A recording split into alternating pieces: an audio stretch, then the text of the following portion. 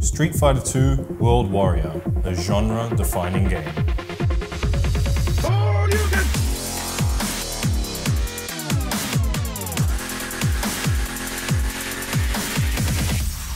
This is Video Game Hall of Fame. Street Fighter II didn't start every convention in the fighting genre and actually borrowed a lot from its predecessors. For example, 1984's Karate Champion had a two-player mode in which player 1 wearing a white gi would fight player 2 wearing a red gi. Sound familiar?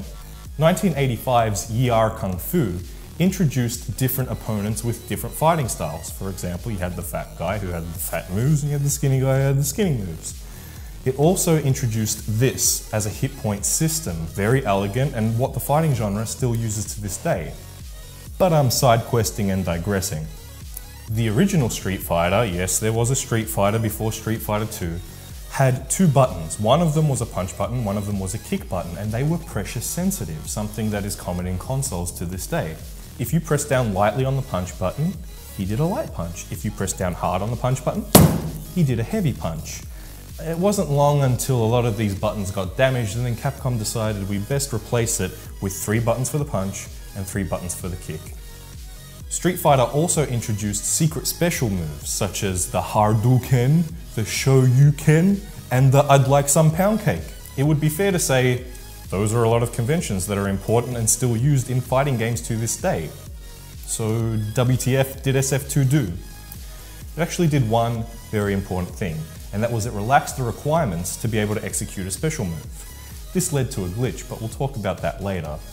In the original Street Fighter, to execute a special move, it was frame sensitive, so it would go something like this. Yes. In Street Fighter II, it was more like this. Hadouken! Hadouken! Hadouken!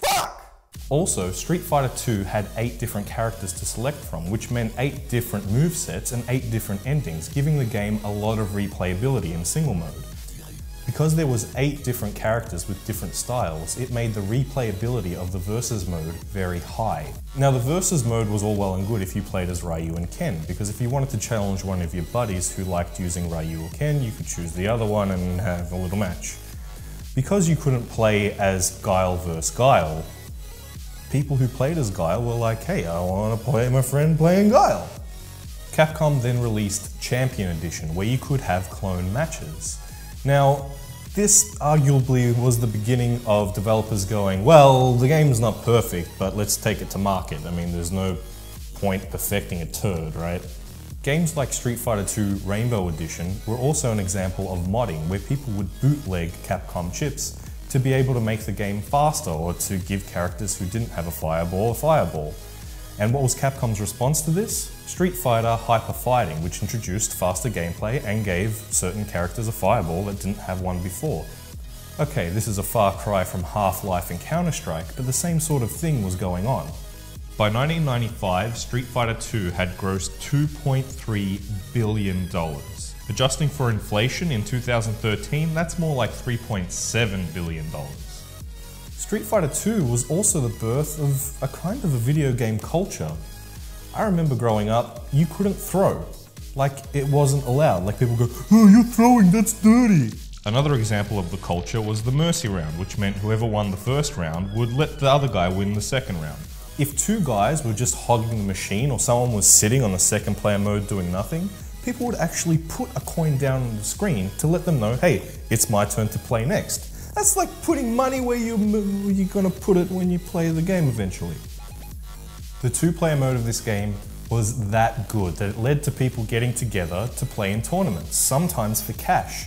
This led to EVO Championship Series, one of the biggest computer game tournaments in the world, and it gets bigger every year. It was also a precursor to other tournaments such as these. And it also led to this moment.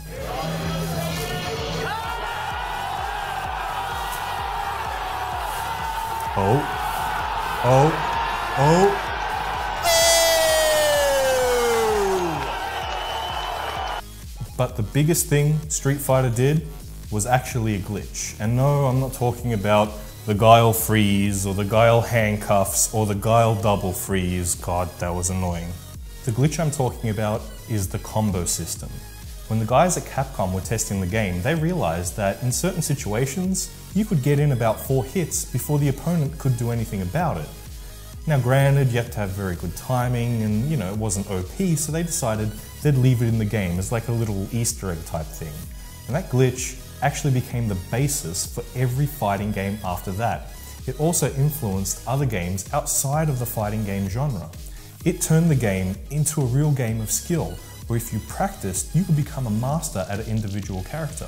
Yeah, but let me take you back to when I was a kid and we had a Street Fighter 2 machine in our local store. I'm sure most arcades had this guy, you know the one. And he was so good at the game, other people were lined up trying to beat him. Now there were $5s, $10s of dollars on the line here.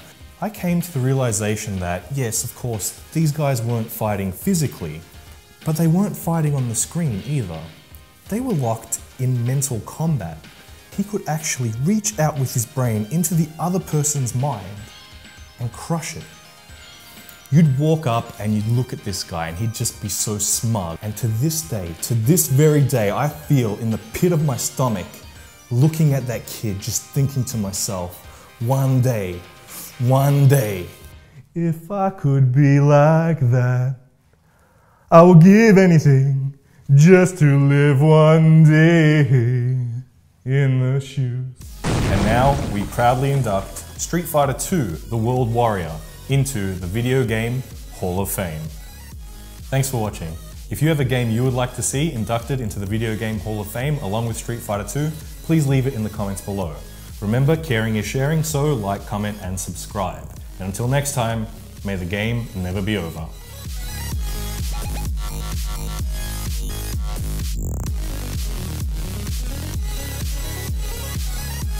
You fight perfect for Japan!